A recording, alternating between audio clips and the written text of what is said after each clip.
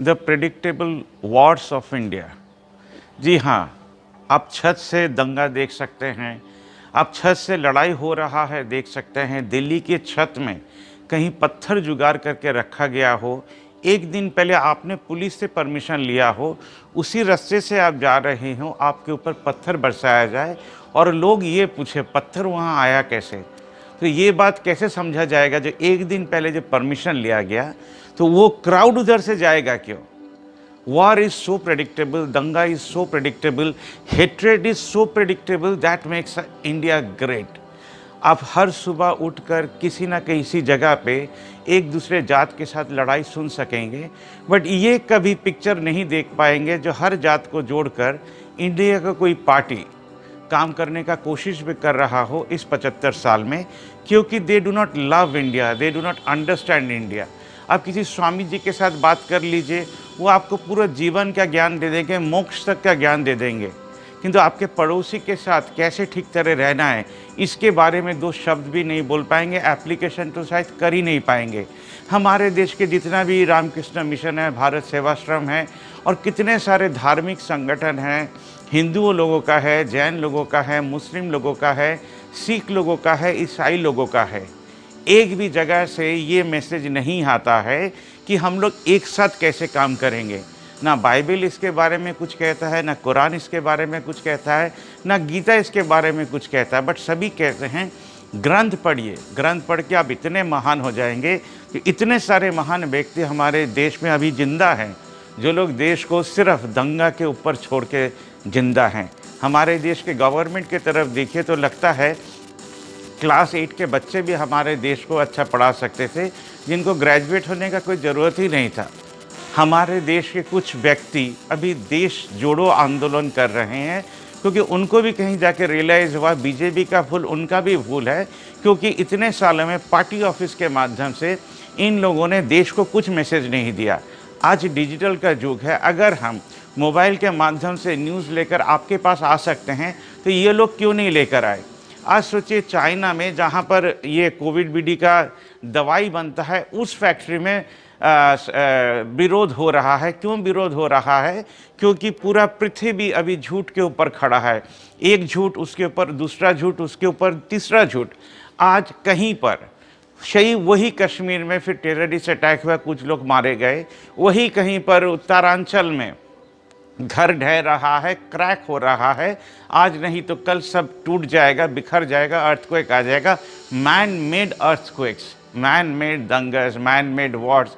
सोचिए कश्मीर में कोई किसी को मार रहा है, उसको ज़रूरी नहीं है जो वो पाकिस्तान से आए, ड्रोन इजराइल से भी आ सकता है, ड्रोन अमेरिका से भी आ सकता है, ड्रोन चाइना से भी आ सकता है। तो ये वॉर क्या है? कुछ देश के कुछ लीडर अंडर कवर ये लोग हमारे एक दूसरे को भिड़ाना चाहते हैं, और मिडिल क्लास इसी भीड़ का नतीजा है जो वो वोट देने जाता है, बट वो कर्म करके अपने पाड़ा को नहीं जोड़ता है। आज यही सवाल सबसे बड़ा है। जितने भी आप पुण्य प्रसन्न वाजपेयी को सुन लीजिए, आकाश बैनर्जी को सुन लीजिए, they are so eloquent speakers, they give highlight to the future, but never say a single word जो हमारा देश कैसे जुड़ेगा, उसी का नाम भावना मूक है। अगर आप कहीं पर ये सोचते हों जो हम लोग देश के लिए कुछ कर सकते हैं, you have to start, you have to begin from scratch zero. सबसे पहला पदक्षेप ये होगा कि आप कोई कॉलेज में पढ़ते हो, कोई स्कूल में पढ़ते हो, तो वहाँ पर सबसे पहले न्यूज़पेपर जमा कीजिए, एक रजिस्टर कीजिए जहाँ पर आप लोगों का नाम लिखाइए और ऊपर लिखिए I want to serve India within, border में जाकर नहीं। बॉर्डर में जो लोग काम कर रहे हैं वो लोग फिजिकल टेस्ट देकर उधर पहुँचे हैं, आप शायद ज़िंदगी भर उधर पहुँच नहीं पाएंगे, ना आप राहुल गांधी के जैसे चल पाएंगे, बीजेपी के जैसा ये रथ यात्रा जरूर से कर पाएंगे, क्योंकि एक झूठ और एक झूठ को पैदा करता है। वो बाबरी मस्जिद तोड़ तो सकता है, इंडियन टैक्स पेयर्स मनी से वो सेकेंड पार्लियामेंट तो बना सकता है, बट कैडर के पैसे से वो एक हॉस्पिटल भी नहीं खोल सकता, दो एम्बुलेंस भी नहीं खरीद सकता, और मोदी जी के पिक्चर के सिवाय वो और किसी को प्रमोट भी नहीं कर सकता। माने देश में एक राम चाहिए, एक मोदी चाहिए, उसके सिवा कुछ ना चाहिए। इसलिए अदानी को जो लोग ये लोग प्रमोट कर रहे थे, उस जगह पे लाके खड़ा कर दिया है। He has become the biggest criminal in the minds of people of India. एक बिजनेसमैन को इतना एक्सपोजर नहीं लेना चाहिए था, तभी आकर आज उनको इंटरव्यू देना पड़ रहा है। एंड मोस्ट प्रेडिक्टेबल इंटरव्यूज़, वो क्या बोलेंगे ये क्लास 6 का बच्चा भी बता देगा। जैसे आपको आम पसंद है क्या नहीं, ये क्वेश्चन अगर एक देश के प्राइम मिनिस्टर को कहा जाए जो 140 करोड़ को रूल करते हो, so that is a predictable question. India में कितने गरीब है और उनके बस्तीवाड़ी को आपने रिफॉर्म क्यों नहीं किया? आपको प्रधानमंत्री योजना में नया घर बनाने का ज़रूरत क्या था? ये होता है सबसे पहला question. So welcome to war, welcome to Danga, welcome to India, a country where Gita was written but nobody could predict what was the solution all about. जो गीता बोलने वाले, महाभारत पढ़ाने वाले, वो लोग भी झूठ के ऊपर झूठी बोले जा रहे हैं। सच बेयर हमारे सामने है कि आप अपने पाड़ा में एक लड़की का शादी हो और एक म्यूनिसिपैलिटी का चेयरमैन, क्या ये हर काउंसिलर के माध्यम से बोल पाएगा? जो हमारे जो म्यूनिसिपैलिटी का एरिया है, हर आदमी, हर बच्चे, हर बुजुर्ग न्यूज़पेपर खाता बुक जमा करे या 50 रुपया डोनेट करे मंथली, ताकि जितना भी लड़की का शादी हो हम लोग उसको डिवाइड करके 20% काट के रख देंगे ताकि इंडस्ट्री खोल सकें और यूट्यूबर लोग को कुछ पैसा दे सकें ताकि वो लोग न्यूज़ बनाएं। हर वार्ड का न्यूज़ बनेगा, तब जाके म्यूनिसिपैलिटी हर घर पहुंचेगा, तब गवर्नमेंट का हर प्रोजेक्ट हर घर पहुंचेगा। और ये लड़की के शादी के लिए हम लोग 50% खर्चा करेंगे 20% काटने के बाद, और 50% में हम लोग ओल्ड एज होम बनाएंगे, ताकि नेक्स्ट टाइम जब पैसा आएगा ये ओल्ड एज होम में जो लोग रहेगा वो पब्लिक मनी के सोशल कैपिटल जो क्रिएट होगा वहाँ से इनको सर्व करेंगे।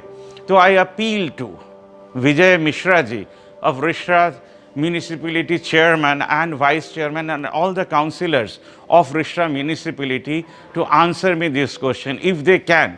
तो 12 जनवरी जो युवा दिवस पालन किया जाएगा रिश्रा मेला के अंदर, वहाँ से ये लोग ऐलान करेंगे जो भावनामुख का ये प्रस्ताव हम लोग लेते हैं और हम लोग इसको इम्प्लीमेंट करने का कोशिश करेंगे as per idea of Naresh Jain.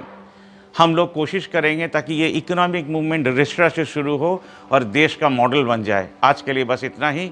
War को स्टॉप करने के लिए आपको पीस इकोनॉमिक प्रोसेस कहीं ना कहीं से शुरू करना पड़ेगा। हम Naresh Jain reporting of behalf of भावनामुख for all YouTubers and journalist of India as simple journalist, because अभी हम लोग जर्नलिस्ट हैं क्या नहीं मालूम नहीं, बट भावनामुख एक रजिस्टर्ड चैनल है जिसका एक पैन नंबर भी है। इससे क्या फ़र्क पड़ेगा? माँ जो दूध पिलाती है अपने बच्चे को वो क्या रजिस्टर करके पिलाती है? इसलिए रजिस्ट्रेशन और अनरजिस्ट्रेशन मेक्स नो डिफरेंस। दशरथ माझी एक आदमी था जो माउंटेन काट सकता है। यही हमारे देश का ग्रेटनेस है जिनको पद्मश्री मिलना चाहिए। Thank you very much. বলছি এই মিলন মেলায় আপনাদের রিসরাতে যারা সোশ্যাল ওয়ার্ক করে তাদেরকে কি কোনো রকমভাবে আপনারা রিকগনাইজ করছেন?